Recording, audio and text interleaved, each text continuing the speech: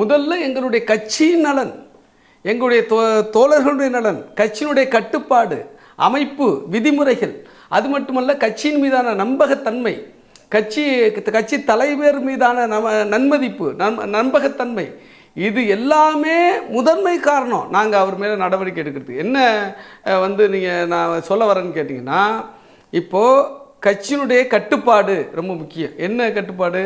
எங்கள் தலைவர் கூட்டணியில் சிக்கல் வராத அளவிற்கு நீங்கள் பேச வேண்டும் என்று சொல்லுகிறார். கட்சியினுடைய நிலைப்பாடு அதுதான். நாங்கள் கூட்டணியில் அங்கம் வகிச்சிருக்கிறோம். இந்த கூட்டணி உருவாக்கியதில் முக்கியமானவர்கள் நாங்கள். இந்த கூட்டணி சனாதன சக்திகளுக்கு எதிரானது. இந்த மண்ணிலே பிஜேபி போன்ற மதவாத சக்திகள் இங்கே கால் ஊன்றக்கூடாது என்பதற்காக இந்த கூட்டணி கட்டி காப்பாற்றப்பட வேண்டும் என்கிற அக்கறையோடு நாங்கள் இந்த கூட்டணியில் செயல்பட்டு கொண்டிருக்கிற பொழுது அவர் கூட்டணியுடைய தலைமையே கொச்சைப்படுத்தி பேசுவதும், அவதூறு பரப்புவதும், அல்லது தனி மனித தாக்குதல் செய்வதும்.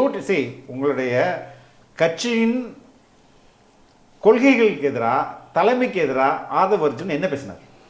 அதுதான் நான் சொல்றேன். கூட்டணியை சிதைக்கிற மாதிரி செயல்படுவது முதல்ல அப்ப அது கூட்டணி உங்களோட விசிகேயின் நலனுக்கு எதிராக, விசிகேயின் கருத்துக்களுக்கு எதிராக அவர் பேசல. இல்லை, உங்களுடைய கன்சர்ன் கூட்டணி மட்டும்தான். இல்லை இல்லை, ஒரு விஷயம், கூட்டணியும் காப்பாற்றணும்ல. இன்னைக்கு எது முதன்மையான தேவைங்கிறது இருக்குல்ல. நாம் ஏதோ ஒரு பிஜேபிக்காரர்களைப் போல அல்லது ஒரு எதிர்கட்சியைப் போல, ஒரு அதிமுக போன்றவர்களைப் போல இந்த கூட்டணி சிதைய வேண்டும், இந்த கூட்டணி நொறுங்க வேண்டும், இந்த மண்ணில் இந்த வெற்றிகரமான கூட்டணி இயங்கக்கூடாது என்று தொடர்ச்சியாக முயற்சி செய்பவர்களுக்கு துணை போகிற வகையில் செயல்படக்கூடாது. அண்மை காலமாக திமுக மனம் கோணிடக்கூடாது, அவங்க வருத்தப்படக்கூடாது அப்படின்ற ஸ்டாண்டை மட்டுமே திரும்ப எடுக்கிறாருன்னு நான் சொல்கிறேன். அதாவது என்னன்னு கேட்டிங்கன்னா, நாங்கள் திமுக மனம் கோணக்கூடாது என்று நினைத்திருந்தால் இந்த மது ஒழிப்பு மாநாடு, மகளிர் மாநாடு என்கிற அறிவிப்பையே செய்திருக்க மாட்டோம், அவ்வளவு கவனமாக இருந்தால். அதே போல் நீங்கள் பார்த்தீங்கன்னா வேங்கை வயலுக்கு 3 கட்ட போராட்டங்களை எடுத்திருக்க மாட்டோம், சட்டமன்றத்தில் பேசியிருக்க மாட்டோம், முதல்வரை சந்தித்து அழுத்தத்திற்கு மேல் அழுத்தம் கொடுத்து கொண்டு இன்னைய வரையும் அழுத்தம் கொடுத்து கொண்டிருக்கிறோம், அதை செஞ்சிருக்க மாட்டோம். 2021 திராவிட முன்னேற்ற கழகம் ஆட்சி பொறுப்பை ஏற்ற பிறகு இன்றைக்கு அதிகமான போராட்டங்களை மாநில அரசுக்கு எதிராக, திராவிட முன்னேற்ற கழக தலைமையிலான அரசுக்கு எதிராக நடத்தி இருக்கிற ஒரே கட்சி விடுதலை சிறுத்தைகள் கட்சி. பாஜக இல்லை, அதிமுக இல்லை. இந்த எதிர்கட்சிகளை விடவும் அதிகமான போராட்டங்களை திமுக அரசுக்கு எதிராக நாங்கள் நடத்திருக்கிறோம். திமுக குரலா மாறிடுச்சே அப்படின்றது தான் சார். ஒருபோதும் மாறாது. எந்த இடத்திலும் நீங்கள் உதாரணம் சொல்ல முடியாது. நாங்கள் மக்களுக்கான தேவைகளுக்காக பேசுவோமே தவிர, இங்கே சமூக நீதிக்கான குரலாக பேசுவோமே தவிர, திமுக ஆதரிக்கிறது என்பதுங்கிற ஒரே காரணத்திற்காக நாங்கள் என்றைக்கும் ஆதரிக்க மாட்டோம். நீங்க இன்னும் திருப்பி நான் ஒரு விஷயத்தை பதிவு செய்கிறேன். இது எங்கள் கட்சிக்கு விரோதமாக அவருடைய செயல்பாடு இருந்துச்சு. அது ரொம்ப முக்கியம். கூட்டணிங்கிறது அடுத்து, ரைட்டுங்களா? கூட்டணி முக்கியம், கட்சி நலனும் முக்கியம். இப்போ நாங்கள் எதிர்த்தா ஒரே ஒரு விஷயம் தோல, எங்கள் தலைவர், எங்கள் கட்சி ஒன்றை ஆதரித்தால் நேரடியாக ஆதரிக்கும், எதிர்த்தால் நேரடியாக எதிர்க்கும். உள்ளடி வேலையை நாங்கள் பண்ணுறதில்ல. ஒன்றை ஆதரிச்சுக்கிட்டு அதுக்கு உள்ளடி வேலை ஒன்று பண்ணிக்கிட்டு யாராவது ஒருத்தர் பேச வச்சு அதை சாதிச்சுக்கலாங்கிறது இல்லை. அதுதான் கிரெடிபிலிட்டி எங்கள் தலைவருக்கு. விஜயும் அரசியல் ரீதியாக கூட்டணி ஏற்படுத்துவதற்கான நிகழ்ச்சி தான் புத்தக வெளியீட்டு நிகழ்ச்சியா? அப்ப அதுல அரசியல் இருக்குதானே? அது அரசியல் நிகழ்ச்சி தான். புத்தக வெளியீடுன்றது ஒரு பேரு, அது முழு. அதனால தான் நாங்க போகல. இதுல அரசியல் இருக்கிறது, அரசியல் உள்நோக்கம் இருக்கிறது. இதுல திட்டமிட்ட ஒரு இங்க சதி நடந்துகிட்டு இருக்குது. இங்க பகை சக்திகள்லாம் ஒன்று சேர்ந்து இங்க இருக்கிற திராவிட முன்னேற்ற கழக தலைமையிலான எதை சொல்றேன், இது திருமாவுக்கு 2 ஆண்டுக்கு 1.5 ஆண்டுகளாக பிளானிங்ல இருந்து தெரியும். அப்ப எல்லாம் பகை சக்தி இருந்தது தெரியல. நான் என்ன கேட்கிறேன், இல்ல தோழர், நீங்க பகை சக்தின்னு யாரை சொல்றீங்க? ஆனந்த விகடன் சொல்றீங்களா? பகை சக்தி இல்ல விஜய் சொல்றீங்களா? நான் சொல்லல, நம்ம ஆதவ் சொல்றீங்களா? பகை சக்திகள் என்று நாங்கள் சொல்லுவது சனாதன சக்திகளை, பிஜேபி, ஆர்எஸ்எஸ், சங்க பரிவாரங்களை. வணக்கம் தோழர். வணக்கம். ஆதவ் அர்ஜுன் இன்னைக்கு அவர் பேசாத ஊடகங்களே இல்லை. நான் பர்சனலாக தனிப்பட்ட முறையில் அந்த நிகழ்ச்சிக்கு போனேன். தொடக்க காலத்தில் ஆதவ் அர்ஜுன் உள்ளே வரும்போது நான் அவருக்கு எதிராக தான் நான்லாம் பேசியிருந்தேன். ஆனால் இன்றைக்கி அவருடைய நிலைப்பாடு சரி. அவரை ஏதோ ஒரு அழுத்தத்தினால் திரும்ப அவரை ரொம்ப, அதுவும் ரொம்ப சாணக்கியத்தனமாக 6 மாதம் இடைக்கால சஸ்பெண்ட் அப்படின்ற மாதிரி சொல்லியிருக்காரு. அவருக்கு உண்மையிலே இந்த நிலை தேவைதானா? உங்களுடைய குரலாகத்தானே இருந்தார். இல்லை அப்படி இல்லை. அதாவது ஆட்சியில் பங்கு அதிகாரத்தில் பங்கு என்பது எங்களுடைய கட்சியினுடைய முழக்கம்தான், எங்களுடைய கட்சியினுடைய குறிக்கோள் தான், லட்சியம்தான், மாற்று கருத்து இல்லை. அதை நாங்கள் கேட்குறதுலையும் இப்போவும் கேட்குறோம். அது தொடக்கத்துலேருந்து கேட்டிருக்கிறோம். இன்றைக்கி நாங்கள் கோரிக்கை வைக்கிற நிலையில் தான் இருக்கிறோம். டிமாண்ட் பண்ணுற நிலையில் இன்னும் இல்லைன்னு தான் நாங்கள் ஃபீல் பண்ணுறோம். காரணம் என்னென்னா, இன்றைக்கி நம்ம டிமாண்ட் பண்ணோம், அதை ஒரு முன் நிபந்தனையாக வைக்கணும் அப்படின்னு சொன்னால் அதற்கு ஏற்ப நாம் பலம் பெற்றிருக்கணும். அந்த பலம் இதுவரை எங்களுக்கு இல்லைங்கிறது தான் நாங்கள் ஃபீல் பண்ணுறோம். இல்லைங்கிற மாதிரி தான் ஃபீல் பண்ணுறோம். காரணம் என்னென்னா, எப்போ அந்த பலம் வர்றதா நாங்கள் ஃபீல் பண்ணுவோம் அப்படின்னு சொன்னால், எங்களுடைய உதவி இல்லாமல், ஆதரவு இல்லாமல், எங்களுடைய எம்எல்ஏக்களுடைய ஆதரவு இல்லாமல் ஆட்சி அதிகாரத்திற்கு வர முடியாது, ஒரு கட்சியால் வர முடியாது, ஒரு ஆட்சி அமைக்க முடியாது, அரசு அமைக்க முடியாதுங்கிற நிலை வருகிற பொழுது தான் அது நிபந்தனையாக வைக்கக்கூடிய ஒரு சூழல் இருக்கும். இன்றைக்கி பொறுத்தளவுக்கு நாம் ஒரு கோரிக்கை வைக்கிற இடத்துல தான் இருக்கிறோம். அதில் ஒன்றும் மாற்றுக்கிறது இல்லை. அதே சமயத்தில் இங்கே நாங்கள் ஒரு கூட்டணியில் இடம்பெற்றிருக்கிறோம். மதசார்பற்ற முற்போக்கு கூட்டணி தமிழ்நாடை பொறுத்தளவுக்கு. இந்தியாவை பொறுத்தளவுக்கு உங்களுக்கு தெரியும், காங்கிரஸ் உள்ளிட்ட 28 கட்சிகள் சார்ந்த இந்தியா கூட்டணியில் இருக்கும். இப்போ இந்த கூட்டணி என்பது வெறுமனே ஒரு நோட்டுக்கும் சீட்டுக்கும் பதவிக்குமான கூட்டணி அல்ல. இங்கே சனாதன சக்திகள் கால் ஊன்று விடக்கூடாது. பிஜேபி, ஆர்எஸ்எஸ் போன்ற சங்க பரிவாரங்கள் இந்த மண்ணிலே கால் ஊன்றக்கூடாது என்பதற்காக ஒரு கொள்கையின் அடிப்படையில், கோட்பாட்டின் அடிப்படையில் நாங்கள் இந்த கூட்டணியை உருவாக்கியிருக்கிறோம். இந்த கூட்டணியை உருவாக்கியதில் விடுதலை சிறுத்தைகளுடைய பங்கு மகத்தானது. எங்கள் தலைவர் டாக்டர் எழுச்சி தமிழனுடைய பங்கு மகத்தானது.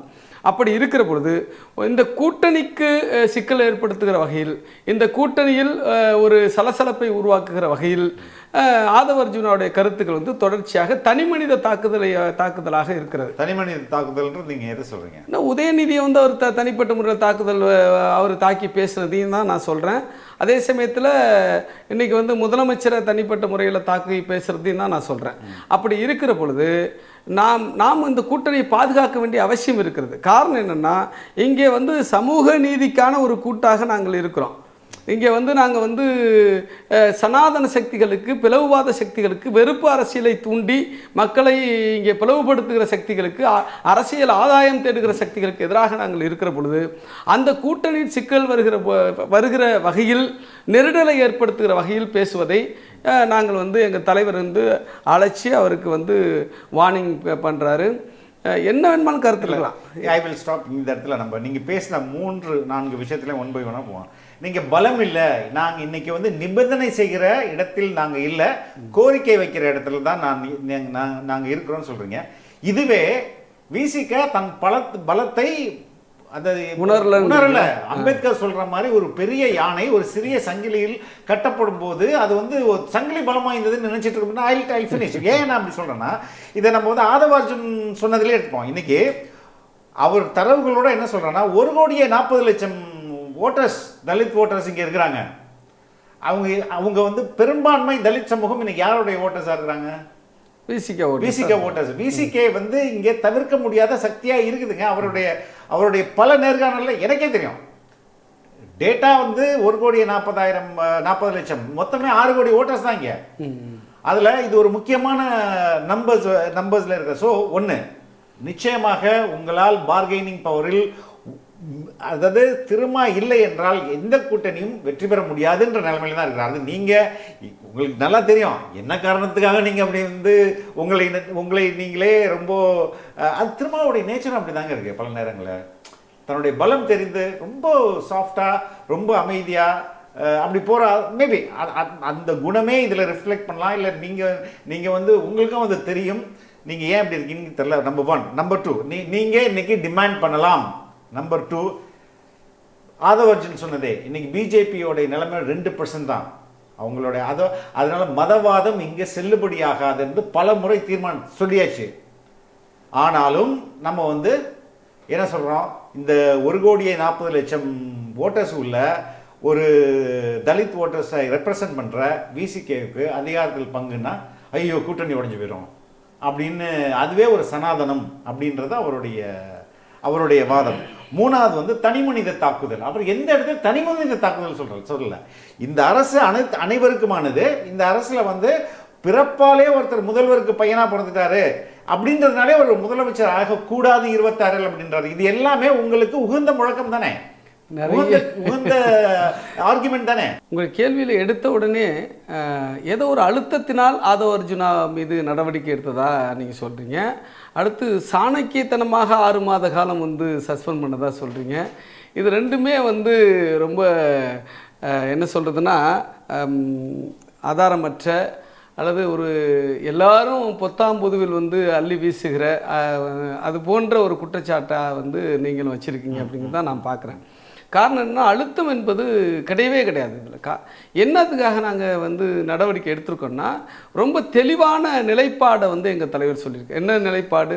முதல்ல எங்களுடைய கட்சியின் நலன், எங்களுடைய தோழர்களுடைய நலன், கட்சியினுடைய கட்டுப்பாடு, அமைப்பு, விதிமுறைகள், அது மட்டுமல்ல கட்சியின் மீதான நம்பகத்தன்மை, கட்சி தலைவர் மீதான நன்மதிப்பு, நம்பகத்தன்மை, இது எல்லாமே முதன்மை காரணம் நாங்கள் அவர் மேலே நடவடிக்கை எடுக்கிறதுக்கு. என்ன வந்து நீங்கள் நான் சொல்ல வரேன்னு கேட்டிங்கன்னா, இப்போது கட்சியினுடைய கட்டுப்பாடு ரொம்ப முக்கியம். என்ன கட்டுப்பாடு? எங்கள் தலைவர் வந்து கூட்டணியில் சிக்கல் வராத அளவிற்கு நீங்கள் பேச வேண்டும் என்று சொல்லுகிறார். கட்சியினுடைய நிலைப்பாடு அதுதான். நாங்கள் கூட்டணியில் அங்கம் வகிச்சிருக்கிறோம். இந்த கூட்டணி உருவாக்கியதில் வந்து முக்கியமானவர்கள் நாங்கள். இந்த கூட்டணி வந்து சனாதன சக்திகளுக்கு எதிரானது. இந்த மண்ணிலே பிஜேபி போன்ற மதவாத சக்திகள் இங்கே கால் ஊன்றக்கூடாது என்பதற்காக இந்த கூட்டணி கட்டி காப்பாற்றப்பட வேண்டும் என்கிற அக்கறையோடு நாங்கள் வந்து இந்த கூட்டணியில் செயல்பட்டு கொண்டிருக்கிற பொழுது அவர் கூட்டணியுடைய தலைமையே வந்து கொச்சைப்படுத்தி பேசுவதும், அவதூறு பரப்புவதும், அல்லது வந்து தனி மனித தாக்குதல் செய்வதும். உங்களுடைய கட்சியின் கொள்கைகளுக்கு எதிராக, தலைமைக்கு எதிராக ஆதவ அர்ஜுன் என்ன பேசினார்? அதுதான் நான் சொல்றேன். கூட்டணியை சிதைக்கிற மாதிரி செயல்படுவதே முதல்ல அப்ப அது கூட்டணி உங்களோட விசிகேயின் நலனுக்கு எதிராக, விசிகேயின் கருத்துக்களுக்கு எதிராக அவர் பேசல. இல்லை, உங்களுடைய கன்சர்ன் கூட்டணி மட்டும்தான். இல்லை இல்லை, ஒரு விஷயம், கூட்டணியும் காப்பாற்றணும்ல. இன்னைக்கு எது முதன்மையான தேவைங்கிறது இருக்குல்ல.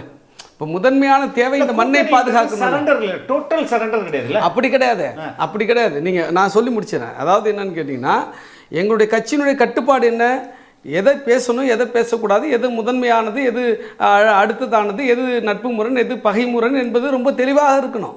அப்படி இது இப்போ நட்பு முரண் என்று சொல்லுகிற பொழுது அதை இந்த அளவிற்கு தான் நம்ம வந்து அந்த நட்பு முரணை சுட்டி காட்டக்கூடிய ஒரு சூழல் இருக்கிற பொழுது, நாம் ஏதோ ஒரு பிஜேபிக்காரர்களைப் போல அல்லது ஒரு எதிர்கட்சியைப் போல, ஒரு அதிமுக போன்றவர்களைப் போல இந்த கூட்டணி சிதைய வேண்டும், இந்த கூட்டணி நொறுங்க வேண்டும், இந்த மண்ணில் இந்த வெற்றிகரமான கூட்டணி இயங்கக்கூடாது என்று தொடர்ச்சியாக முயற்சி செய்பவர்களுக்கு துணை போகிற வகையில் செயல்படக்கூடாது.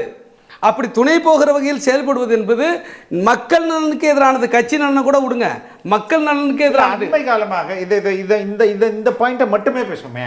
அண்மை காலமாக திமுக மனம் கோணிடக்கூடாது, அவங்க வருத்தப்படக்கூடாது அப்படின்ற ஸ்டாண்டை மட்டுமே திரும்ப எடுக்கிறாரு நான் சொல்றேன். இல்ல கூட்டணி என்ற போர்வையில் அவங்க அவங்க தப்பா நினைச்ச கூடாது அப்படின்ற இது நான் வந்து இதற்கு நான் பதில் சொல்றேன். உங்களுக்கு நான் எக்ஸாம்பிள் சொல்லிடுறேன், அதுக்கப்புறம் நீங்க சொல்லுங்க. மது ஒழிப்பு மாநாட்டில் அந்த மாநாட்டுக்கு குறித்த ப்ரெஸ் மீட் நடக்குது. அந்த ப்ரெஸ் மீட்டில் எப்போதுமே திருமாவுடைய ப்ரெஸ் மீட் எப்படி நடக்குன்னா, பெரும்பாலான தலைவர்கள் ஃபர்ஸ்ட் அவர் சொல்ல வேண்டியதை ஒரு டாக்குமெண்ட்டை வச்சு ப்ராப்பராக எல்லாத்தையும் சொல்லுவார். சொல்லி முடிச்சிட பிறகு தான் செய்தியாளர்கள் கேள்வி கேட்பாங்க. அப்படி சொல்லிக்கொண்டு வரும்போதே அவர் என்ன சொல்றாரு, அதிமுகவும் இதில் பங்கு பெறலாம் அப்படின்றாரு. அதுக்கு அடுத்தது இல்லைங்க, அவங்க தான் கொஞ்சம் கொஞ்சமாக மூடுறேன்னு சொன்னாங்களே, ஏன் நீங்கள் வந்து அதை மூடுறேன்னு சொன்னாங்களே, ஏன் மூடலை, திஸ் அ ஓப்பன் டிக்ளரேஷன் அப்படின்றாரு. இது முடிந்து இது சலசலப்பை ஏற்படுத்துது. அடுத்த நாள் முதல்வர் வர்றாரு. முதல்வர் வந்த பிறகு டிஎம்கேலேருந்து பங்கு பெறாங்க. உங்களுடைய மது ஒழிப்பு மாநாடு அது அவர் அறிவித்த தொனி இந்த ஸ்டேட் கவர்மெண்ட் எதிர்த்து தான். அதுக்கப்புறம் இது எப்படியா மாறுதுன்னா, தேசிய ஆல்கஹால் பாலிசி மது கொள்கையை வந்து உருவாக்கணும் அப்படின்றாங்க. அப்போ முதல்வரை பார்த்த பிறகு அது டைல்யூட் ஆகிடுது. இல்லை, இதை நான் வந்து முற்றிலும் மறுக்கிறேன். என்ன நான் சொல்லிடுறேன் உங்களுக்கு. அதாவது என்னென்னா, நாங்கள் ஒருபோதும் திமுகவுடைய மனம் கோணக்கூடாது என்றோ, அவர்கள் வருத்தப்படக்கூடாது என்றோ, நாங்கள் முழுமையாக வந்து சரணடைந்திருக்கிறோம் என்று சொல்வது என்பது எங்களுடைய கொள்கை எதிரிகள், எங்களுடைய கொள்கை பகைவர்கள், எங்களுடைய அமைப்பு பகைவர்கள் முன்வைக்கிற தொடர்ச்சியான குற்றச்சாட்டு. அந்த குற்றச்சாட்டை தான் நீங்களும் கேட்குறீங்க. அதாவது என்னன்னு கேட்டிங்கன்னா, நாங்கள் வந்து திமுக மனம் கோணக்கூடாது என்று நினைத்திருந்தால் இந்த மது ஒழிப்பு மாநாடு, மகளிர் மாநாடு என்கிற அறிவிப்பையே செய்திருக்க மாட்டோம். அவ்வளவு கவனமாக இருந்தால் அதே போல் நீங்கள் பார்த்தீங்கன்னா வேங்கை வயலுக்கு 3 கட்ட போராட்டங்களை எடுத்திருக்க மாட்டோம், சட்டமன்றத்தில் பேசியிருக்க மாட்டோம், முதல்வரை சந்தித்து அழுத்தத்திற்கு மேல் அழுத்தம் கொடுத்து கொண்டு இன்னைய வரையும் அழுத்தம் கொடுத்து கொண்டு இருக்கிறோம், அதை செஞ்சிருக்க மாட்டோம். அதே போல கூட்டணி உடைந்து விடக்கூடாது. அதே போல் நான் தான் சொல்கிறேன், எது முதன்மைன்னு இருக்குல்ல. அதே சமயத்தில் இன்னைக்கு ஸ்ரீமதி இஷ்யூவில் யார் போராடியது? மக்களை திரட்டிய ஒரே கட்சி விடுதலை சிறுத்தைகள் கட்சி. அந்த இடத்திற்கே சென்று அந்த ஸ்ரீமதி என்கிற அந்த குழந்தைக்கான நீதியை கேட்டவர் எங்கள் தலைவர் டாக்டர் எழுச்சி தமிழர். மேல்பாதிக்கு யார் போராடியது? கொடியேற்ற விட மாட்டேங்கிறார்கள், அங்கே வந்து எங்களை கூட்டம் போட விட மாட்டேங்கிறாங்க. இதே தமிழ்நாடு அரசு தான் வந்து கொடியேற்ற விட மாட்டேங்குது, கூட்டம் போட விட மாட்டேங்குது. அந்த தமிழ்நாடு அரசுக்கு தலைமை தாங்குவது திராவிட முன்னேற்ற கழகம். இருந்தாலும் திராவிட முன்னேற்ற கழகத்தை நாங்கள் அந்த ஆட்சியை நாங்கள் எதிர்க்காமல் இருக்கிறோமா? மதுரையில் எத்தனை கட்ட போராட்டம் நடத்தியிருக்கிறோம். தலித்துகளுக்கு பாதுகாப்பு இல்லை என்று தேன்கனிக்கோட்டையில் போராட்டம் நடத்தியிருக்கிறோம். நாங்குநேரில் சின்னத்துறை அவனை வந்து வெட்டி மோசமான நிலைக்கு உள்ளாக்குற பொழுது அந்த இடத்திற்கே சென்று நாங்கள் போராட்டம் நடத்தினோம், சின்னத்துறைக்கு நீதி கேட்டோம். இப்படி நான் உங்களுக்கு ஒன்றை நினைவுபடுத்த விரும்புகிறேன். என்னன்னு கேட்டிங்கன்னா 2021 திராவிட முன்னேற்ற கழகம் ஆட்சி பொறுப்பை ஏற்றது பிறகு இன்றைக்கு அதிகமான போராட்டங்களை மாநில அரசுக்கு எதிராக திராவிட முன்னேற்ற கழக தலைமையிலான அரசுக்கு எதிராக நடத்தி இருக்கிற ஒரே கட்சி விடுதலை சிறுத்தைகள் கட்சி. பாஜக இல்லை, அதிமுக இல்லை. இந்த எதிர்கட்சிகளை விடவும் அதிகமான போராட்டங்களை திமுக அரசுக்கு எதிராக நாங்கள் நடத்தியிருக்கிறோம். எப்படி நீங்கள் வந்து அதை நாங்கள் வந்து வளைஞ்சு போகிறோம் நெளிஞ்சு போகிறோம்னு சொல்ல முடியும்? ஒன்று. ரெண்டாவது விஷயம் என்னன்னு கேட்டிங்கன்னா, இந்த கூட்டணியை பாதுகாக்க வேண்டும் என்பது உண்மைதான். ஏன் பாதுகாக்கணும்? அது என்ன எங்களுக்கான ஒரு சீட்டு கிடைக்கும் அல்லது பதவி கிடைக்கும் என்பதற்காக இல்லை. எங்களுக்கு பதவி வேணும்னா பிஜேபிக்காரன் கூப்பிட்டுக்கிட்டு தானே இருக்கிறான், எங்களுக்கு வந்து எத்தனையோ ஆசைகளை காட்டிக்கிட்டு தானே இருக்கிறான். நாங்கள் போய் பதவி வாங்கிக்கலாமே. இன்னைக்கு வந்து யார் தப்பிச்சா? இந்தியாவில் இருக்கிற எந்த தலித் இயக்கங்கள், எந்த கட்சிகள், எந்த தலைவர்கள் இன்னைக்கு பிஜேபியினுடைய பதவி ஆசை காட்டுவதற்கு, அவர்களுடைய பண ஆசை காட்டுவதற்கு, அவர்களுடைய அச்சுறுத்தலுக்கு மடங்காத, இணங்காத, விட்டு வந்து சமரசம் செய்து கொள்ளாத இருக்கிற ஒரே கட்சி விடுதலை சிறுத்தைகள் கட்சி, ஒரே தலைவர் டாக்டர் எழுச்சி தமிழன் தோல் திருமாவளவன் அவர்கள். வேற யாராவது சொல்ல முடியுமா? நீங்க உங்களோட ஆர்குமெண்ட் பிஜேபி இங்க வந்து கால் ஊன்றக்கூடாது, அதற்கு திமுகவுடன் கூட்டணி அமைத்தாக வேண்டும், அதான ஆர்குமெண்ட். திமுகவுடன் மட்டுமல்ல, திராவிட இயக்கங்கள், கம்யூனிஸ்ட் இயக்கங்கள், ஜனநாயக சக்திகளோடு நாங்கள் கூட்டணியில் இருக்கிறோம். இன்னைக்கு வந்து சிபிஎம் போன்ற சிபிஎம்எல் போன்ற அமைப்புகளோடும் கட்சி பிரதான திமுக, காங்கிரஸ் இருக்குது, பாஜக தமிழகத்தை சொல்றாங்க, பாஜகவுடன் உறவு தான் வச்சிருக்காங்க. இல்ல எப்படி சொல்றீங்க உறவு வச்சுக்கிறாங்கன்னு? நாணய வெளியீட்டு விழா உங்களுக்கு தெரியும், அது அரசு விழா. அது அரசு விழா. நீங்க பாத்தீங்கன்னா அரசுடைய விழா அது வந்து மத்திய அரசும் மாநில அரசும் ஒன்றிய அரசும் மாநில அரசும் இணைந்து நடத்திய விழா. அந்த மத்திய அரசு வந்து ஆன் தேர் ஒன் கருணாநிதிக்கு இந்த நாணய வெளியிடணும் அவங்க எடுத்த விழாவா? இல்ல நான் என்ன கேட்கிறேன், அவங்க எடுத்த விழாவா? அதாவது நீங்க கவர்னர் இருக்காரு, இப்போ கவர்னருடைய வந்து அழைப்புக்கு கூட வந்து முதலமைச்சர் போனார். அதுக்காக வந்து நாம் உடனடியாக மத்திய அரசோட அதாவது பிஜேபியோட சரணடைஞ்சிருன்னு சொல்ல முடியுமா? ஒரு சென்ட்ரல் ரெப்ரசன்டேட்டிவ் நம்ம நீங்கள் எப்படி புறக்க முடியும்? அதை அழைப்பதை கூட எப்படி புறக்கணிக்க முடியும்? அப்போ அது வந்து அரசு விழாது, மாநில அரசு நடத்தி மத்திய அரசினுடைய ஒரு பிரதிநிதியை கூப்பிட்றாங்க. அதே போல் விளையாட்டு நடத்துகிறாங்க. மாநில அரசு இல்லை சொல்லிடுறேன், உங்கள் விளையாட்டு நடத்துனாங்க. நேரு ஸ்டேடியத்தில் விளையாட்டு நடந்தது, கேலோ இந்தியா நடந்தது.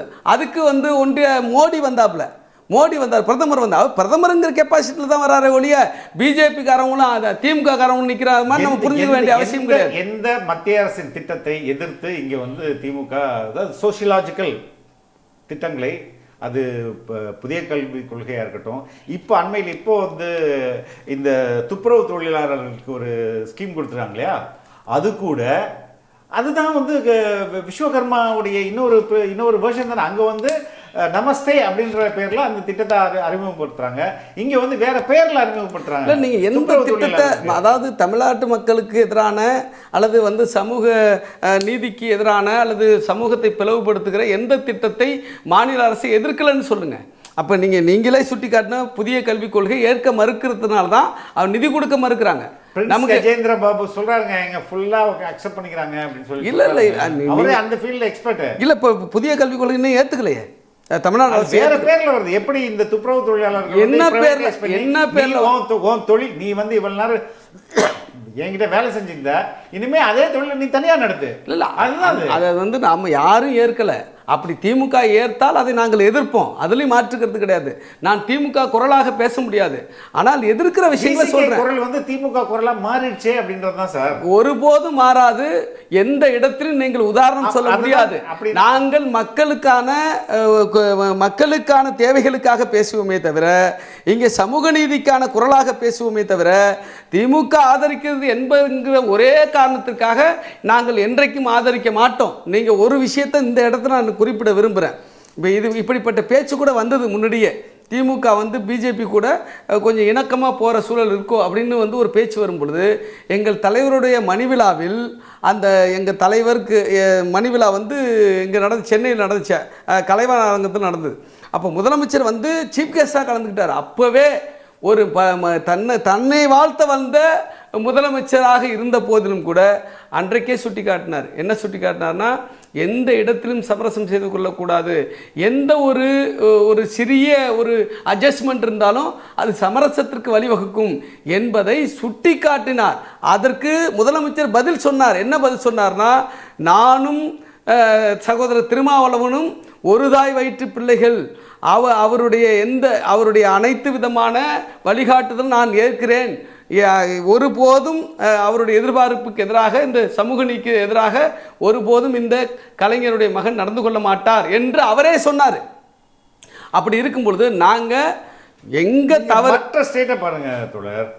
இப்போ வெஸ்ட் பெங்கால் கல்கட்டாவில் மம்தா பானர்ஜி, நரேந்திர மோடி அவங்க அங்கே வரும்போது என்ன நடக்குது, அதே மாதிரி கேரளாவில் என்ன நடக்குது, இப்போ ஆந்திராவில் என்ன நடக்குது, இதை நீங்கள் பார்த்தாலே நம்ம ஸ்டேட்டில் என்ன நடக்குது. இல்லை, அதுக்காக வந்து எல்லாரையும் மாதிரி நம்மளும் அடிச்சுக்கிட்டு நிற்கணும்னு என்ன அவசியம் இருக்கு? நம்ம உறுதியாக இருக்கிறோம் இல்லையா? அவங்கெல்லாம் நம்முடைய இல்லைன்னு அர்த்தமா? அவங்க ஸ்டேட்டை பற்றி கவலைப்படல. இல்லை, நாம பார்க்குறத நம்ம சொல்கிறோம். நம்ம இங்கே உறுதியாக இருக்கிறோம். ஆகவே வந்து அதை பற்றி கவலைப்படல. நான் ஆரம்பத்தில் ஒரு கேள்விக்கு பதில் சொல்லிடுறேன். சாணக்கியத்தனம்ங்கிற வார்த்தையை பயன்படுத்துங்க. அது நிச்சயமாக வந்து 6 மாதம் சஸ்பெண்ட் பண்ணுவதே ஒரு தைரியமான ஒரு வந்து சுயமாக முடிவெடுக்கப்பட்ட ஒரு விஷயம். இன்றைக்கி அப்படி ஒரு முடிவெடுத்த பிறகு ஆதவ அர்ஜுனாவுடைய அடுத்தடுத்த கட்ட நடவடிக்கை நீங்கள் கவனிச்சுட்டு வர்றீங்க. அதை பற்றி கவலைப்படாமல் தான் எங்கள் தலைவர் முடிவெடுத்தாரே தவிர இதில் எந்த சாணக்கியத்தனமும் இல்லையே. சாணக்கியத்தனம் சொல்வதற்கு ஒரு ஆதாரமும் கிடையாது, உதாரணமும் கிடையாது. எப்படி அப்படி ஒரு வார்த்தையை சொல்றீங்க? நீங்க அவர் மேல அடுக்கிற குற்றச்சாட்டுகள் எல்லாம் அந்த கூட்டணியே உடைச்சிடாருன்னா மொத்தமா அடிப்படை உறுப்பினர் நான் தான் சொல்றேன். கூட்டணிங்கிறது இருக்கட்டும், அடிப்படை உறுப்பினர் நீக்கலாம். அது ஜனநாயகம் இல்லை, அது ஜனநாயகம் இல்லை. முதல்ல வந்து நீங்கள் ஆடி ஆட்டம் பாட்டம்னு லீகல் மேக்ஸிமம் ஒன்று இருக்குது. வந்து கண்ணால் பார்ப்பதும் போய் காதால் கேட்பதும் போய் தீர விசாரிப்பதே வந்து மெயின்னு ஒரு நாம்ஸ் இருக்குது இல்லையா? அப்படி இருக்கும் பொழுது எடுத்தவுடனே ஒருத்தர் வந்து நீக்கிறதுங்கிறது ஜனநாயக விரோதம். அது அந்த விரோதத்தை நாங்கள் செய்யலை. இப்போவும் கூட அவர் சஸ்பெண்ட் வந்து நேரடியாக செய்யலை. இவருக்கு பலமுறை அறிவுறுத்தல் கொடுக்கப்பட்டது. நீங்கள் இன்னும் திருப்பி நான் ஒரு விஷயத்தை பதிவு செய்கிறேன். இது எங்கள் கட்சிக்கு விரோதமாக அவருடைய செயல்பாடு இருந்துச்சு. அதுதான் ரொம்ப முக்கியம். கூட்டணிங்கிறது அடுத்து, ரைட்டுங்களா? கூட்டணி முக்கியம், கட்சி நலனும் முக்கியம். இப்போ நாங்கள் எதிர்த்தா ஒரே ஒரு விஷயத்தோட, எங்கள் தலைவர் எங்கள் கட்சி ஒன்றை ஆதரித்தால் நேரடியாக ஆதரிக்கும், எதிர்த்தால் நேரடியாக எதிர்க்கும். உள்ளடி வேலையை நாங்கள் பண்ணுறதில்ல. ஒன்றை வந்து ஆதரிச்சுக்கிட்டு அதுக்கு உள்ளடி வேலை ஒன்று பண்ணிக்கிட்டு யாராவது ஒருத்தர் பேச வச்சு அதை சாதிச்சுக்கலாங்கிறது இல்லை. அதுதான் கிரெடிபிலிட்டி எங்கள் தலைவருக்கு. எந்த ஒரு விஷயத்திலும் நேர்மையாக அணுகுவது, நேர்மையான நிலைப்பாட்டை எடுப்பது, அதில் உறுதியாக இருப்பது என்பது தான் கிரெடிபிலிட்டி. அதே சமயத்தில் ஊடகவியலாளர்கள் என்ன சொன்னாங்க, ஆதவ அர்ஜுனா பேசுகிற பொழுது இப்படியே தொடர்ச்சியாக அவர் பேசிட்டு இருக்கும்போது என்ன சொன்னாங்க, இவர் திருமா வந்து ஆதவ அர்ஜுனாவை தூண்டி விட்டு பேச வைக்கிறாரு, சீட்டு பேரத்தை ஏற்ற பார்க்குறாரு, இவர் கூட்டணி மாற பார்க்குறாரு, அதனால தான் ஆதவ அர்ஜுனாவை தூண்டி விட்டு பேச வைக்கிறாருன்னு சொன்னாங்க இல்லையா? அது கிரெடிபிலிட்டிக்கு பிரச்சனையா இல்லையா? அப்ப அது வந்து எங்க கட்சிக்கு பிரச்சனையா இல்லையா? அப்ப எங்க கட்சி நலன் சார்ந்துதான் முதல்ல அவர் நடவடிக்கை. அப்ப ஆதவ அர்ஜுனா இதுக்கு முன்பு கொடுத்த நான் சொல்ற பேட்டிகள் அனைத்தும் திருமாவளவன் பேட்டிகளை தொடர்ந்து திருமாவளவன் கண்டிக்கலையா? அவரை கண்டிச்சாரு. ஏங்க அவர் கூப்பிட்டு மீறி அவர் பேசுறாரு. அதாவது ஊடகத்திலேயே கிளாரிஃபை பண்ணிக்கிறேன். அதான் நான் சொல்றேன். ஊடகத்திலேயே அவர் உதயநிதி ஸ்டாலினை வந்து அட்டாக் பண்ணி பேசும்போதும், அது மாதிரி விமான சாகச பிரச்சனையில் வந்து அவர் நேரடியாக ஒரு எதிர்கட்சியை போல வந்து குற்றச்சாட்டு வைத்த போதும், கூட்டணி கட்சி வந்து தேர்தலுக்கு மட்டும் தானே எங்கள் தலைவர் தான் கண்டிச்சார். அதுக்கு வந்து ஒரு முறை இருக்குல்ல. அதாவது வச்ச போது கூப்பிட்டு இது போல் வந்து உங்களுடைய இப்போ கருத்து நீங்கள் பேசியிருக்கீங்க, என்ன இதுக்கு காரணம்னு கேட்கும்போது என் மனசில் இருக்கிற உணர்வுகளை வெளிப்படுத்திட்டேன், எனக்கு தோணுனதை பேசிட்டேன், நான் இனிமேல் பேச மாட்டேன், பேசுனது தவறு தான் என்று எங்கள் தலைவர்கிட்ட ஒத்துக்கிட்டாரு. இதை நான் சொல்லலை, எங்கள் தலைவரே ஊடகத்துக்கு சொன்னார். அப்படி முன்பு கூப்பிட்டு வான் பண்ணி எச்சரித்து அவருக்கு அறிவுறுத்தலும் கொடுக்கப்படும். ஏன் இந்த டிசம்பர் 6 நடைபெற்ற புத்தக வெளியீட்டு விழாவில் கூட நீங்கள் கலந்து கொள்வதில் பிரச்சனை இல்லை, அது நீங்கள் தான் உருவாக்கியிருக்கீங்க, அந்த புத்தகத்தில் முக்கிய பங்காற்றிருக்கீங்க உருவாகிறதுக்கு, நீங்கள் கலந்துக்க வேணான்னு சொல்ல, ஆனால் பேசுகிற பொழுது கவனமாக பேசுங்கள் என்று அறிவுறுத்தலும் வழிகாட்டுதலும் கொடுக்கப்பட்டு தான் அனுப்பப்பட்டார். ஆனால் அங்கே போய் முற்றிலும் விரோதமாக நடந்துக்கிறாரு. எங்கள் தலைவருடைய பேச்சை மீறி வழிகாட்டுதலை மீறி கட்சியினுடைய நிலைப்பாட்டை மீறி பேசுகிற பொழுது அடுத்த கட்டம் நாங்கள் வந்து நடவடிக்கை, அதாவது வந்து சஸ்பென்ஷன், இடைநீக்கம்ங்கிற சூழலுக்கு தள்ளப்படுறோம். இதில் சாணக்கியத்தனமும் இல்லை, சூழ்ச்சியும் இல்லை, ஒன்றும் கிடையாது. இது மிகவும் சரியான நேர்மையான ஜனநாயகபூர்வமான நடவடிக்கை. ஐ திங்க் நவம்பர் 8 ஒரு அறிக்கை கொடுக்குறாரு.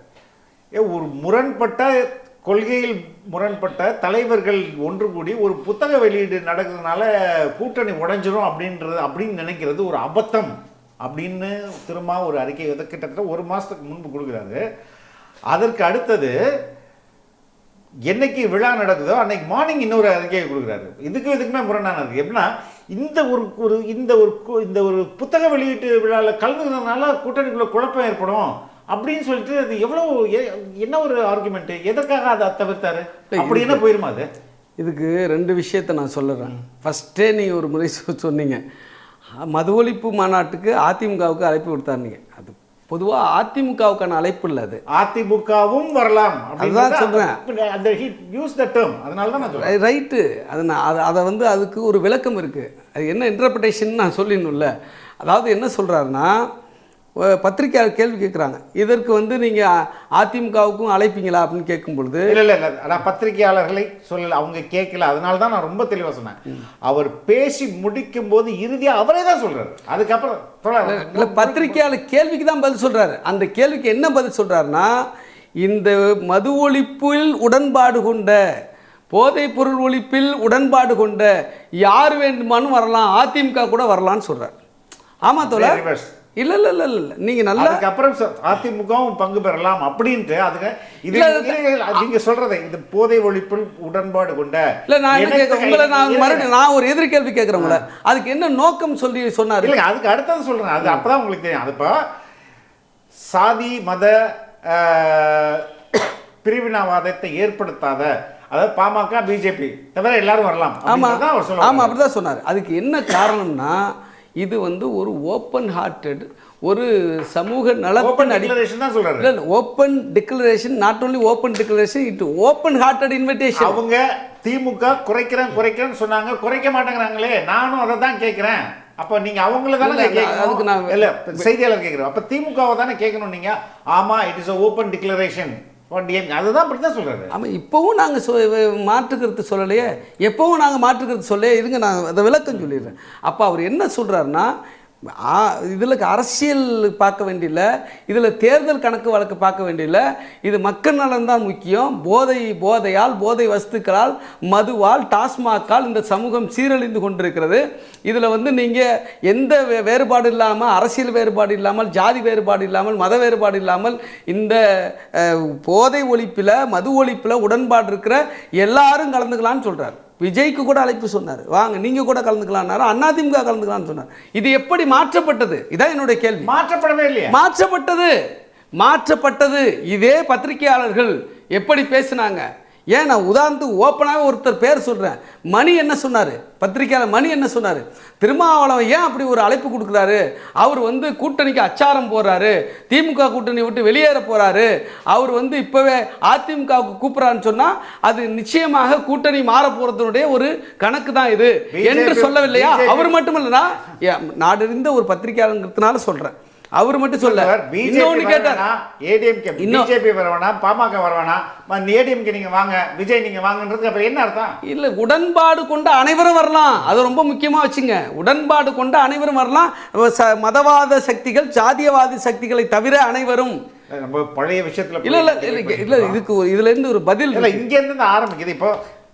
இப்போ இந்த அதுதான் இதுல இருந்து பதில் இருக்கு. ஆனா எப்படி அது மாற்றப்பட்டு தூற்றப்பட்டு ஒரு பொதுநல நோக்கான அழைப்பை கூட ஒரு சிறுமைப்படுத்தப்பட்ட டைலூட் பண்ணிட்டாருங்களா? ஊடகம் டைலூட் பண்ணிருச்சு. மணியே ஒரு உதாரணத்துக்கு பேர் சொல்ல, ஊடகம் டைலூட் பண்ணிருச்சா? கேளுங்க நான் கேட்கிறேன் தோழர், நீங்க சொல்ல வர்றது புரியுது.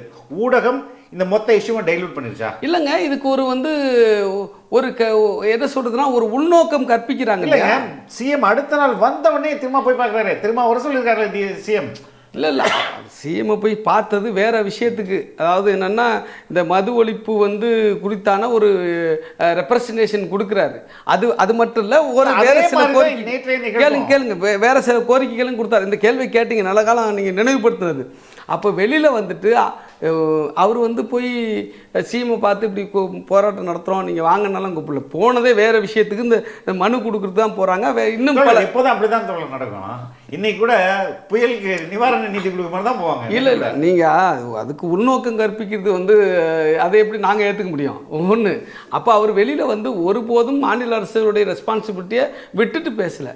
மாநில அரசுக்கும் நாங்கள் தீர்மானத்தை எடுத்து பாருங்கள், மாநில அரசு ஒன்றிய அரசு இரண்டுக்கும் உள்ள ரெஸ்பான்சிபிலிட்டி ரெண்டுக்கையும் வலியுறுத்தி தான் அங்கே தீர்மானமே போடுறோம். அந்த மாநாட்டில் திமுக கலந்துக்கிட்டாலும் எல்லாரும் மது ஒழிப்பில் உடன்பாடு இருக்கிற எல்லாரும் வரலான்னா திமுக வரலான்னு தான் அர்த்தம்.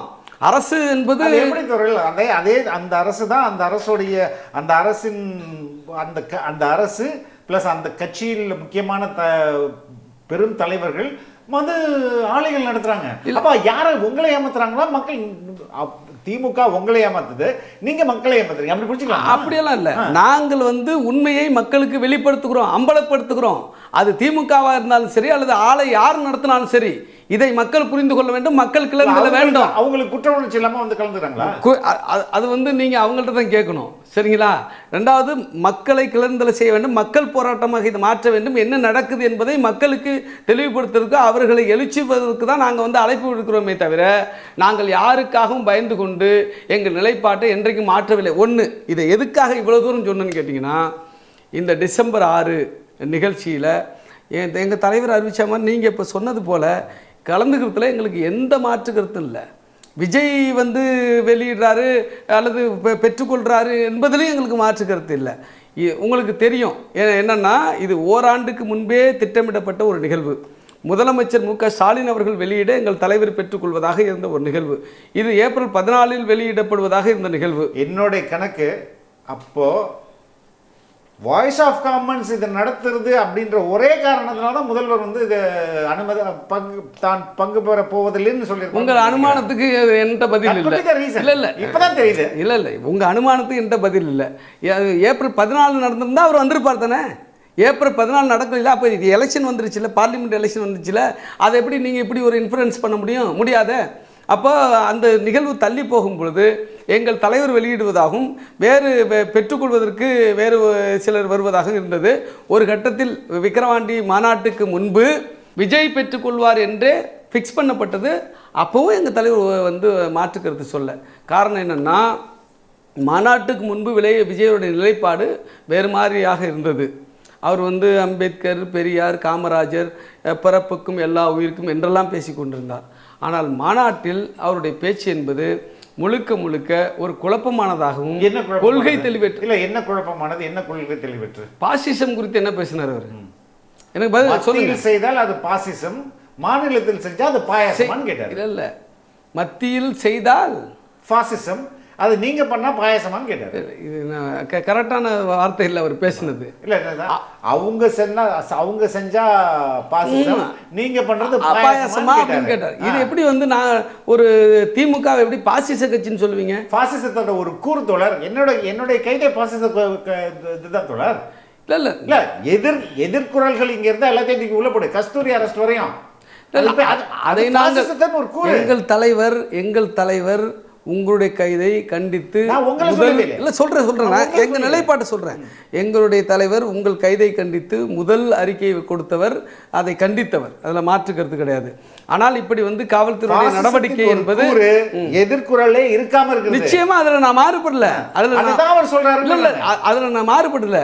ஒரு கட்சி, ஒரு கொள்கை, ஒரு கோட்பாட்டை எடுத்துக்கிட்டு பேசணும். நீங்கள் இப்போ மதத்தை வைத்துக்கொண்டு, பெரும்பான்மைவாதத்தை வைத்துக்கொண்டு ஒரு கட்சி இயங்குகிறது, அது பிஜேபி. மத வெறுப்பை உமிழ்ந்து இங்கே இருக்கிற கிறிஸ்தவர்களை, இங்கே இருக்கிற இஸ்லாமியர்களை, இங்கே இருக்கிற சிறுபான்மை மக்களை இவர்கள் வந்து இரண்டாம் தர குடிமக்களாக இருக்க வேண்டும், இங்கே இந்துத்துவத்திற்கு இவர்கள் எல்லோரும் வந்து அடிபணிந்து நடக்க வேண்டும் என்று சொல்வது மிக முக்கியமான பாசிசம். அந்த பாசிசத்தை திமுக என்கிற கட்சிக்கு பொருத்த முடியாது. சரிதானா? அப்போது அவர் வந்து பாசிசத்தில் அவருக்கு வந்து குழப்பம். ஒன்று ஒரு கையில் பகவத்கீதை, இன்னொரு கையில் கான்ஸ்டிடியூஷன் எடுத்து காட்டுறாரு. பகவத்கீதையும் கான்ஸ்டிடியூஷனும் நேர் எதிரானது, நேர் விரோதமானது. பகவத்கீதை என்பது சனாதனத்தை முழுக்க முழுக்க ஏற்றுக்கொள்வது, சனாதனத்தை பரப்புவது. Constitution all are equal before law என்று, சட்டத்திற்கு முன்பு அனைவரும் சமம் என்று சொல்வது. இப்ப இதுல குழப்பம், கருத்தியல் குழப்பம். அது நான் சொல்லி கம்ப்ளீட் பண்றேன். அங்க பைபிளும் கொடுக்கப்பட்டது, குர்ஆனும் கொடுக்கப்பட்டது, அதை நீங்க விட்டுறீங்களே. நான் ஏன் நீங்க இது ரெண்டையும் இல்ல, பைபிளிலும் குர்ஆனிலும் பிறப்பால் ஏற்றத்தாழ்வு சொல்லப்படுதா? அது ஒரு செக்குலரிசம். அப்படி சொல்ல முடியாது. இல்லை, நீங்க அவ்வளவுதான். இல்ல, அது அப்படி எடுக்க முடியாது. நீங்க எப்படி பகவத்கீதை அப்படி நீ பைபிளை போல பார்க்க முடியாது. பகவத்கீதை நீ குர்ஆனை போல பார்க்க முடியாது. பகவத்கீதை முழுக்க முழுக்க பிறப்பின் அடிப்படையில் ஏற்றத்தாழ்வை அதை வந்து உறுதிப்படுத்துகிற ஒரு ஆவணம்.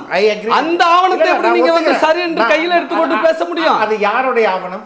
அது வந்து இங்க இந்துத்துவவாதிகளுடைய ஆவணம், இங்க இருக்கிற பார்ப்பனிய சக்திகளோட ஆவணம். யாருடைய நூலா அது கருதப்படுது? அதுதான் இந்துக்களின் நூலா தானே கருதப்படுது. இந்துக்களின்னா யார் இந்துக்கள்? இப்ப அடுத்த கேள்வி நான் போவேன். யார் இந்துக்கள்? சனாதனவாதிகள் தான் இந்துக்கள். எது? சனாதனவாதிகள் தான் இந்துக்கள். அப்படித்தான் இங்க இப்ப வந்து இருக்குதா? அப்படி அதுதான் உண்மை இல்லையே. ஆனா இதுதான் இந்துக்கள். மனுவாதிகள் இதே திமுக தான் 80% என்னுடைய வாக்காளர்கள் இந்துக்கள் தான் சொல்றாங்க. இந்துக்கள் இல்ல தோழர், நான் ரொம்ப தெளிவா சொல்றேன் உங்களுக்கு. இந்து என்பது வேறு, இந்துத்துவம் என்பது வேறு, பார்ப்பனி என்பது வேறு. நீங்க அப்ப அது இந்துத்துவ நூலா? இந்துத்துவ நூல் தான் அது. அது இந்துத்துவ நூல், இந்துக்களுக்கான நூல் அல்ல. நல்லா நான் திருப்பி சொல்றேன். இந்து இல்ல நான் சொல்றேன். விஜய் வந்து இந்த விஷயம் முக்கியமானது. இதை மட்டும் சொல்லிடுறேன். அவர் வந்து திருமாவளவன் கிடையாது. அவர் வந்து அமைப்பாய் திரள்வம் புக்கையே வந்து பலமுறை படிச்சாதான் அவருக்கே புரியும். இது ஃபேக்ட். இது ஃபேக்டா இல்லையா? இது ஃபேக்ட்னும் போது ஒரு காலேஜ்லயோ அவருக்கு தெரிஞ்சது அவ்வளோ, ஒரு காலேஜ், ஒரு ஸ்கூலு, அப்போ வந்து எல்லாருக்கும் ஈக்குவல். நீ வந்து ஒரு குரானை படி, நீ வந்து ஒரு பைபிள் வசனத்தை படி, நீ வந்து ஒரு பகவத்கீதை படி. இதுதான் தொடர். இது சின்ன வயசுல பாப்புலிஸ்டுக்கு கொடுக்கப்பட்டிருக்க செக்குலரிசம்னா அவங்க மைண்ட்ல இதுதான். நீங்க வந்து திருமாவளவனை போல உங்களை மாதிரி ஆக்டிவிஸ்ட் போல நீங்க ஒரு அரசியல்வாதியை, அது அப்கமிங் அரசியல்வாதியை பார்க்க முடியாது. இது இப்படி எளிமையா இதை பார்த்து விட முடியாது. இதுல வந்து உள்நோக்கம் இருக்கிறது. நிச்சயமாக வந்து இதுல வந்து வேற கைகள் இருக்கிறது. இவர் அவரே இதுதான் தோழர் ரொம்ப பிரச்சனை. திமுக கூட்டணியை எதிர்த்தாலே அவன் வந்து பிஜேபி ஆர்எஸ்எஸ் உள்ள இல்ல நான் என்ன கேட்கறேன்னு கேட்டீங்கன்னா, இவர் வந்து வெறுமனே பகவத்கீதை எடுத்துக்கிட்டு வந்துட்டாரு, வெறுமனே அது புரியாம எடுத்துட்டு வந்தாருன்னு சொல்லுவது இது எவ்வளவு வந்து எப்படி குர்ஆனை எடுத்துட்டு வந்தாரோ அது வந்து இல்லை இல்லை இல்லை இல்லை அப்படி வந்து அவர் எடுத்துட்டு வந்திருந்தா அதை வந்து இவருடைய நூலை எடுத்து வந்திருக்கலாம், யாரு விவேகானந்தர் நூலை எடுத்து வந்திருக்கலாம். அது பிரச்சனை கிடையாது. நீங்க பகவத்கீதை எடுத்து விவேகானந்தரை நம்ம ரைட் விங்ல தள்ளி விடலாம். அல்ல, நீங்க பகவத்கீதைங்கிறது ரொம்ப சிக்கலானது தோழர். பகவத்கீதை ரொம்ப மோசமானது.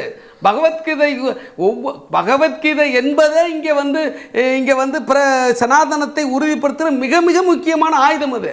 அதை எடுத்துகிட்டு வந்து இதுவும் கான்ஸ்டிடியூஷன் ஒன்று என்று சொல்வது எவ்வளோ இந்த குழப்பத்து இருங்க ஆமாம் சமப்படுத்துவது. இந்த குறைந்தபட்ச புரிதலற்ற ஒருவரை வந்து எப்படி நீங்கள் வந்து ஏற்றுப்பீங்க? அவர் இந்த மாதிரி புரிதல் இல்லாமல் எல்லாமும் பண்ணிட்டார் சொல்ல முடியுமா? எப்படி சொல்றீங்க? அதே மாதிரி சீமான் என்ன சொல்றாரு, தமிழ் தேசியமும் திராவிடமும் ஒண்ணுன்னு எப்படியா சொல்ற அப்படின்னு அவர் சொல்ற. எங்கதும் சீமானை நீங்க கம்பேர் பண்ணாதீங்க. நான் சொல்றேன் அது ரொம்ப இந்த கம்பாரிசன் தப்புன்றேன். சீமானையும் எங்களையும் எப்படி கம்பேர் பண்றீங்க? சீமானுடைய கருத்தை நாங்க ஏற்கல. ஒண்ணு இல்ல நீங்க ஏற்கணும்னு அவசியம் இல்ல. அவர் விஜய் மேல வைக்கப்படுற ஒரு குற்றச்சாட்டு அதுக்கு இது ஒண்ணு இல்ல, அதுவும் இதுவும் ஒண்ணு இல்ல. உங்களுக்கு புரியும் இது ரெண்டும் ஒண்ணு கிடையாது. நீங்க ஒரு விமர்சனம் வைக்கிறீங்க. ஆனா நான் என்ன சொல்றேன், இஸ் அ அப்கமிங் பொலிட்டிஷியன். இல்ல give time எங்க for him. நாளைக்கே வந்து ஆட்சி அதிகாரத்துக்கு போகணுங்கிறாரு, அப்கமிங்னு எப்படி சொல்றீங்க? உண்மையிலே அப்கமிங் தானே தோழர். இல்ல, இல்ல. அவருடைய பாப்புலாரிட்டி அதை அவர் நினைக்க வைக்குது. இப்ப நாளைக்கே ஆட்சிக்கு போகணுங்கிறாரு. இந்த மாதிரி குழப்பத்தோட ஒரு ஆள் ஆட்சி அதிகாரத்துக்கு வந்து என்ன ஆகுறது நாடு? ஏற்கனவே சின்னாபின்னப்பட்டு கிடக்கு. அதுதாங்க உங்களை கூப்பிடுறாரு, ப்ளீஸ் கைட் மீன்ட்டு. யாரு? அவர் எங்க தலைமை ஏத்துக்கிட்டு வரட்டும் அவரு. அதுக்கு முயற்சி எடுங்க. இல்ல எங்க தலைமை ஏத்துக்கிட்டு வரட்டும். அவருல வந்து எங்களுக்கு ஏதோ புரிச்சு கொடுக்குறாங்கிறாரு. அவர் என்னமோ 40 வருஷம் கட்சி நடத்துற மாதிரி. அவரு முதல்ல ஒரு விஷயம் தோழர், முதல்ல அவருக்கு ஒரு கொள்கை புரிதலோ அல்லது வந்து ஒரு நிலைப்பாடு புரிதலோ எதுவுமே இல்லை. கேளுங்க, நான் இதை சொல்லிடுறேன். வந்து ஒண்ணுமே கிடையாது. எம்ஜிஆர், நான் என்ன கேட்குறேன், ஒருத்தரை தப்பா வந்து ஏத்துக்கிட்டா இன்னொருத்தர் தப்பா ஏத்துக்கணும்னு ஏதாவது இருக்கா? ஒரு தவறுக்கு வந்து இன்னொரு தவறு இல்ல ஒரு தவறுக்கு எங்களை அவரு நாங்க அவரை வழி நடத்தோம்னா எங்க தலைமை ஏத்துக்கிட்டு வாங்க.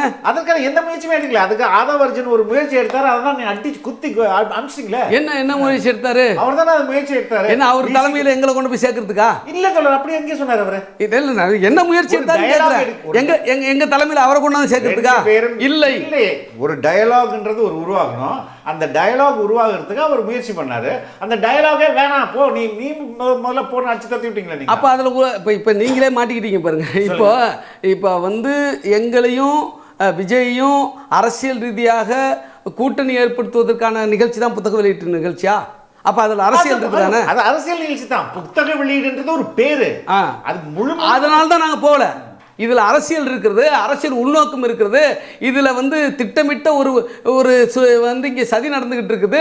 இங்க வந்து பகை சக்திகள்லாம் ஒன்று சேர்ந்து இங்க இருக்கிற திராவிட முன்னேற்ற கழக தலைமையிலான இது வந்து திருமாவுக்கு 1.5 ஆண்டுகளாக பிளானிங்ல இருந்து தெரியும். அப்ப எல்லாம் பகை சக்தி இருந்தது தெரியல. நான் என்ன கேட்கிறேன், இல்ல தோழர், பகை சக்தின்னு யாரை சொல்றீங்க? ஆனந்த விடன் சொல்றீங்களா? பகை சக்தி இல்ல விஜய் சொல்றீங்களா? நான் சொல்றேன், நம்ம ஆதவ் சொல்றீங்களா? பகை சக்திகள் என்று நாங்கள் சொல்லுவது சனாதன சக்திகளை, பிஜேபி, ஆர்எஸ்எஸ், சங்க பரிவாரங்களை வந்திருக்கு. எங்க யாரும் தெரிஞ்சுக்கிட்டா நாங்க போகல.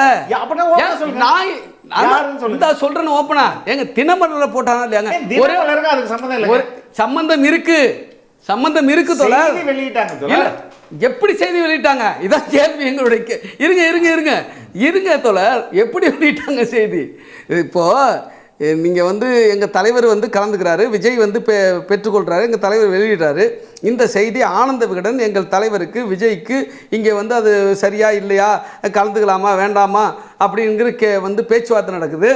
இது வந்து இவர்களை தாண்டி தினமலருக்கு இது ஒரு செய்தியாக எப்படி கொடுக்கப்பட்டது? தினமலர் என்ன செய்தி போட்டது? இந்த உங்கள்கிட்ட கேள்வி கேட்குறேன், என்ன செய்தி போட்டது? டிசம்பர் 6 தமிழக அரசியலில் மிகப்பெரிய திருப்பம், திருமாவும் விஜயும் ஒரே மேடையில் இங்கே வந்து கூட்டணி மாற்றங்கள் ஏற்பட போகிறது என்று எழுதியதா இல்லையா? அப்ப இது சரியா இல்லையா? இது திட்டமிட்ட ஒரு உள்நோக்கமா இல்லையா?